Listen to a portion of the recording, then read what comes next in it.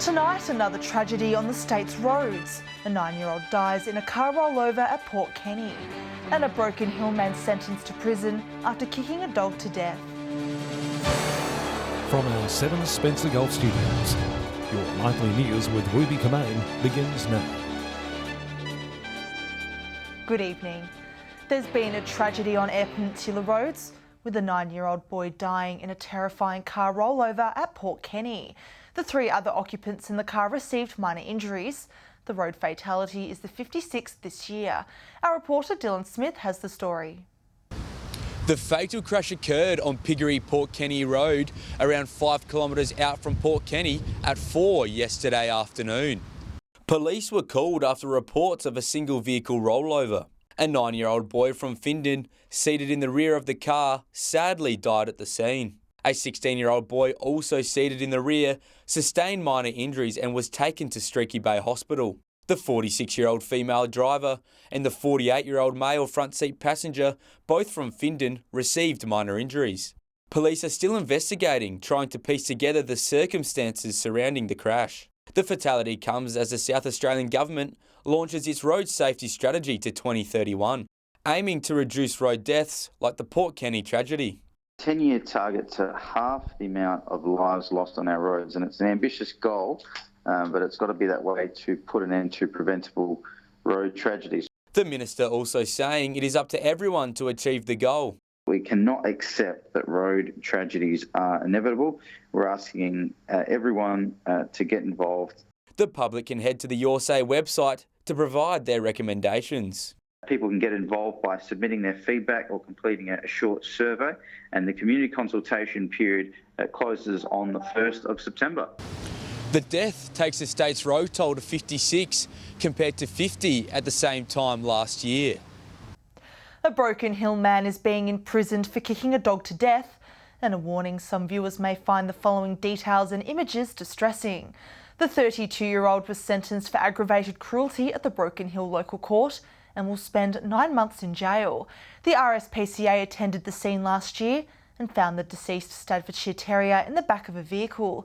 When questioned, the man confessed to kicking the dog an hour earlier. The RSPCA says he failed to seek veterinarian care for the dog called Olaf, as he claimed the dog had a seizure and passed away quickly after the kick. The magistrate also disqualified the man from owning any animal for 10 years. The National Disability Insurance Scheme Minister and member for Grey Rowan Ramsey made a visit to Port Pirie today. The pair touring several sites across the city, including Arana, discussing disability services in the region. Sustaining a scheme for generations to come. It's very clear to me that this is the most amazing scheme. No one else in the world has delivered this scheme, but after 8 years, it does need some work. The National Disability Insurance Scheme Minister and member for Grey stopping by Arana today to speak one-to-one with providers about their experience with the NDIS. Presenting some real challenges for government in terms of cost and efficiency and the equality of service between city and country. So I'm really keen to get Linda to come into a regional centre that represents, I think, a fair bit of rural Australia. The NDIS has been helping hundreds of thousands of Australians for the past 8 years, but Linda says it's time for an upgrade. The visit helping to identify areas of improvement, including workforce, accommodation, training and unfair access of services for regional people. And the first thing is coming out and hearing from people directly about those issues. And one of the other issues, I'm working with state and territory leaders, including a great premier here in South Australia, is how do we make the scheme sustainable? It's hoped changes to the scheme will benefit those who use it while making it more sustainable. Katrina Musson, 7 Spencer Golf News.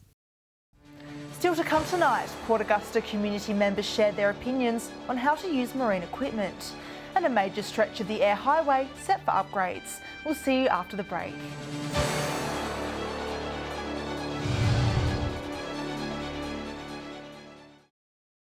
Welcome back.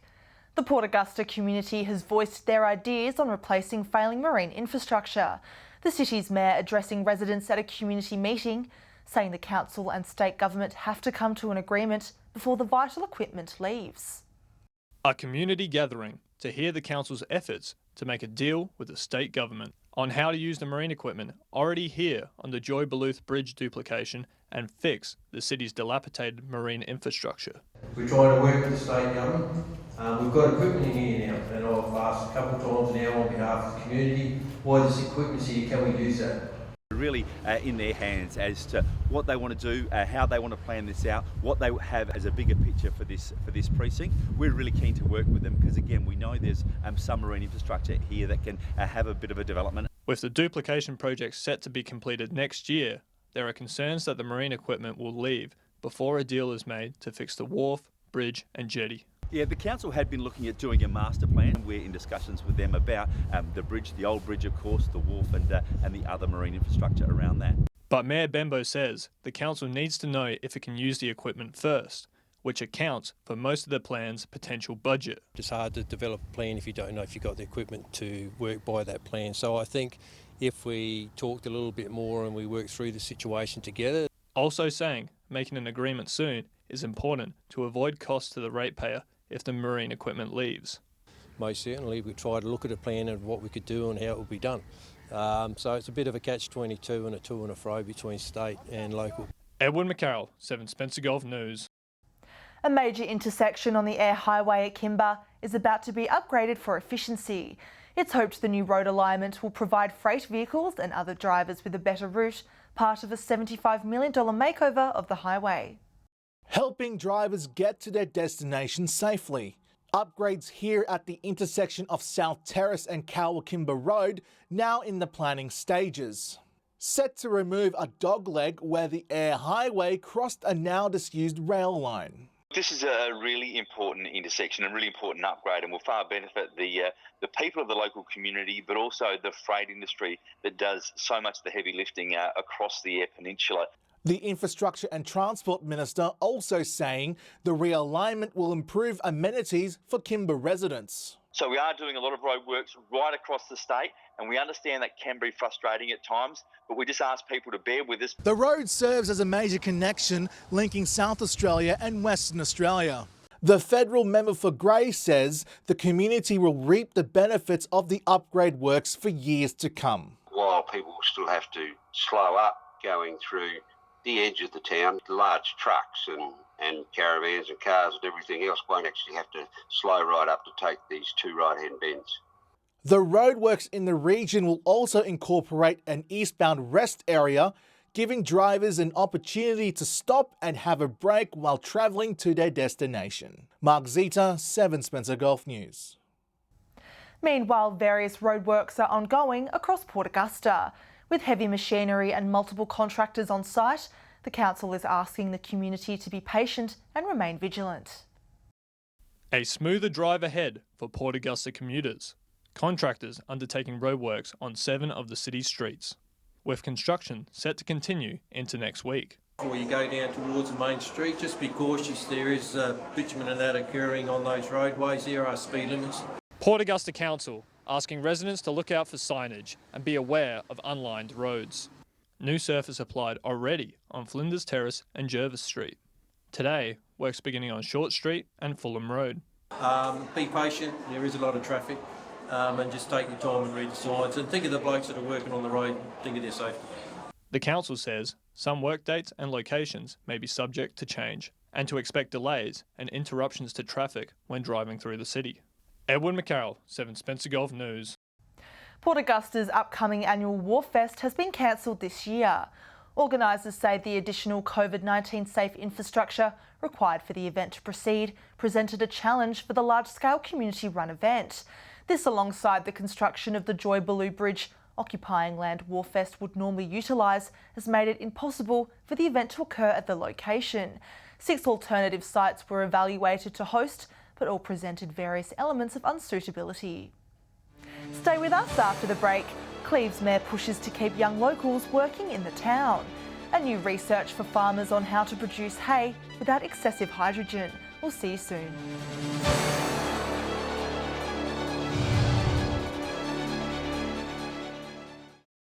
Hello again. An Eyre Peninsula Council is trying to stop the exodus of young workers leaving the region who are looking to further their careers elsewhere. However, the district is being proactive, looking at ways they can encourage people of working age to stay.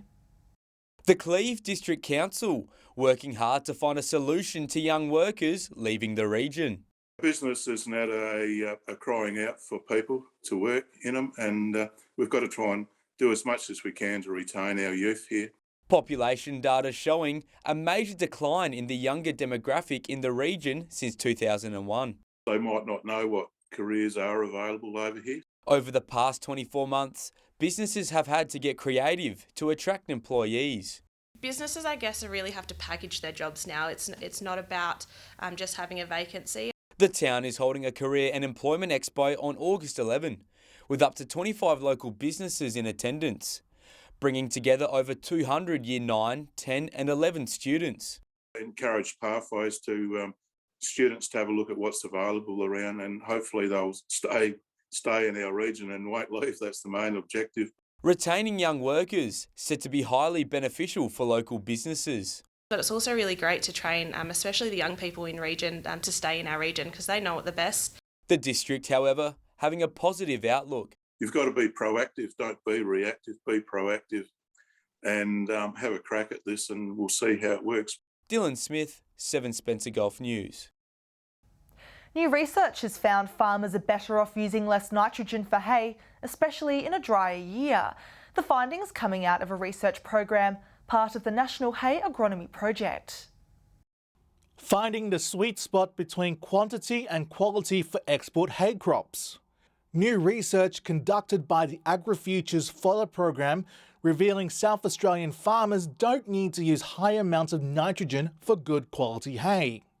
You normally realise that for crops, we would normally put a lot of nitrogen on so that we can maximise our yields. But for hay, it's a little bit different to a grain crop. During field trials at Hart, Dr. Courtney Pearce finding oat and hay quality and yield did not suffer with less nitrogen applied. Also saying applying more than 30 kilograms of nitrogen per hectare showed no benefit and could increase fibre content. So when it's more fibrous, what happens is that the animals won't take up or won't eat as much, and that's also bad. With limited rain in many parts of South Australia, Dr. Pearce says rainfall numbers will determine how much can be applied to crops. Higher hay quality means higher prices for growers, which is important, and a more sought after product by the export market. Hoping to help farmers maximise their returns when it comes to exporting their hay. Mark Zita, 7 Spencer Gulf News. Colleagues, family and the community gathered yesterday afternoon as Uniting Country SA's Chief Executive bid farewell to the organisation after 3 decades. Anthea Pavey says while it has been one of the hardest decisions of her life, she's looking forward to her retirement. There were laughs and there were tears, but most of all there were highly spoken words of a woman who has made a positive impact on the lives of many. You know, there's not many people that get the opportunity to finish a job and say I've genuinely loved every single minute of my work, the people I work with and the people we work for. After 31 years with Uniting Country SA, 17 of those as Chief Executive, Anthea Pavey was farewelled yesterday as she begins a new chapter of her life, retirement. I'm looking forward to spending time with the grandchildren, to be able to do lots more in the community. I really enjoy doing community work, so I'll be looking to do more work in the community and have more time to do that well and properly. Colleagues saddened by her retirement, but say they are grateful for the hard work she has done over the years, with the event celebrating her outstanding career. Anthea has brought this organisation from quite a small Port Pirie-centric organisation to a organisation that covers 2/3 of country SA. The member for Frome says he's confident the organisation will remain strong. I have full confidence in it, and I'm sure that the Mayor and the federal member and myself will be there to support the new the CEO. As I said jokingly, if it doesn't work out, I'm very sure Anthea will come back and say, excuse me, this is the way I had it done, and get it back on track. Katrina Musson, 7 Spencer Gulf News. Two Eyre Peninsula locals are heading to the National Merino Sheep Judging Competition in Queensland. Clay Smith of Cowell will compete in the ram judging and Sophia Nusk from Sharinga will compete in the fleece judging. Both were selected after being finalists in their respective divisions at the Royal Adelaide Show in 2019. The competition will be held at the 143rd Royal Queensland Show in Brisbane next month. Stay with us after the break. Our footy experts will share their tips for weekend games. And we'll have all the weather details with Alex Sykes. See you again shortly.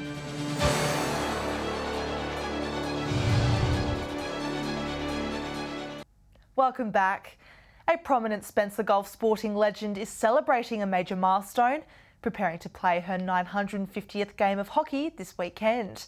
After playing for Crystal Brook Hockey Club for the past 58 years, Yvonne Granny Tobin has no plans to give up the hockey stick, with the goalkeeper's sights set on reaching her 1000th game. Yvonne is the only life member left playing the association sport and says she loves everything about the game.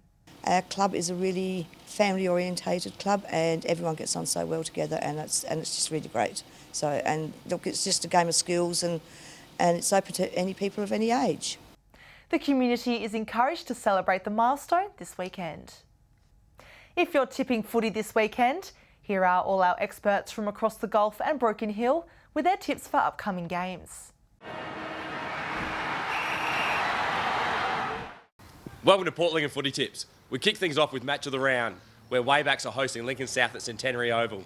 A couple of good players going down with injury from Lincoln South probably give Waybacks the advantage here, so I'm tipping Waybacks to win this one. In the next game, we've got Mallee Park hosting Boston. Mallee Park are always a bit of a surprise factor this time of year, building up to finals. I'm tipping to win and win by a big margin. In the final game, we've got Marble Range hosting Tasmans. Tasmans are going to have to win a few of these upsets to keep their finals race alive. Marble Range are going to be too strong at home and win this one by 6 goals. Hello and welcome to round 11 of SGL football. This round starts with the top two sides, Solies and Lions, set to battle it out here at Memorial Oval. First two matches these two played this season, it was Solies with 3-point victories in both matches. I'm expecting this to be another ripper. I'm going to tip Lions in this one though. Up at Port Augusta, we got South taking on Ports. Ports have beaten South both times this season, but I don't think it's going to happen this time round. I'm tipping South there. On Sunday, we got Centrals taking on West up in Port Augusta. Both these sides are locked in a battle for 4th spot, and this game should be a ripper as well. I'm going to tip Central. Welcome back to Isla Football. 3 great games coming up this weekend. First game on Saturday, it's top team West versus bottom team South. I think the latter positions are going to suggest the margin here, and it should be West quite easily. The other game on Saturday at Memorial Oval, Central Isla versus Rapina. These clubs are next to each other on the ladder, but the top 4 are way above the top 2 at the moment, and it should be a win to Centrals. But the match of the round will be on Sunday at Bennett Oval. It's North Wyler versus Roona Bay, 2nd versus 3rd. Massive game here to see who might get the double chance, and I think it's going to be Roona Bay who are just going to sneak across the line in a great game on Sunday. South take on West tomorrow in an eagerly anticipated game. West are still eyeing off top spot, and if they want to win, they've got to win tomorrow. Last time out, South thumped them. The Robins will fight back, but South to win. North and Central, I'm tipping Central to win this game. Why? They're improving every week. They're coming after the Dogs, the Magpies to win. Time now to take a look at what's happening in the weather with the weekend now upon us. Here's Alex Sykes. Thanks, Ruby. That's right. It's finally Friday, and what a week we've had with consecutive wet and windy days. It appears those conditions will only be clearing slightly for the last weekend before school holidays end also. I'll have more detail on that later. From 3 p.m. today, there were showers across the region. Port Augusta and Cooper Pedy were 17. Broken Hill was dusty and windy, 16 degrees. Looking further out across the region now, Whyalla 18, Port Lincoln and Adelaide were both 15. Port Pirie was 17 degrees, Woodness 16, Kadina and Cleve both 14. Clare reached a high of 11.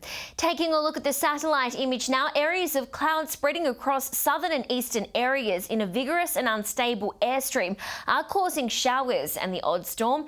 Clearer further north and west near a high pressure ridge. Moving on to tomorrow's weather outlook now, and we'll start with the Gulf waters. Westerly winds 25 to 35 knots, seas around 2 to 3 metres, and south to southwesterly swell around 1 metre. Showers continue continue in parts tomorrow. Port Lincoln a shower 14, Cleve wind easing and set to reach 12 degrees, Woodner cloudy also 14, Whale and Port Augusta both cloudy and 16, Kadina showers and wind easing 14 degrees. Similar conditions for Port Pirie, Clare showers easing 10 degrees and Broken Hill partly cloudy, a top of 14 degrees there. Mainly fine conditions across parts on Sunday, rain for Adelaide, Port Lincoln and Port Pirie, temperatures set to be in the mid-teens. Taking a look into next week's forecast now, and clearing up on Monday, sunny for Cooper Pedy, showers for Adelaide and Port Lincoln, mainly fine conditions elsewhere.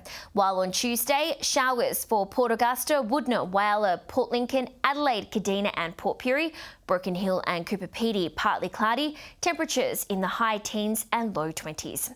So Ruby, it appears next week isn't looking any better. I hope you have a lovely weekend though, and that's all the weather from me. See you soon. Wonderful, thanks for that, Alex. And that's the local news this Friday evening. Thanks for joining us. I'll have updates later. Until then, enjoy your evening and your weekend. John and the team will see you again on Monday. Good night.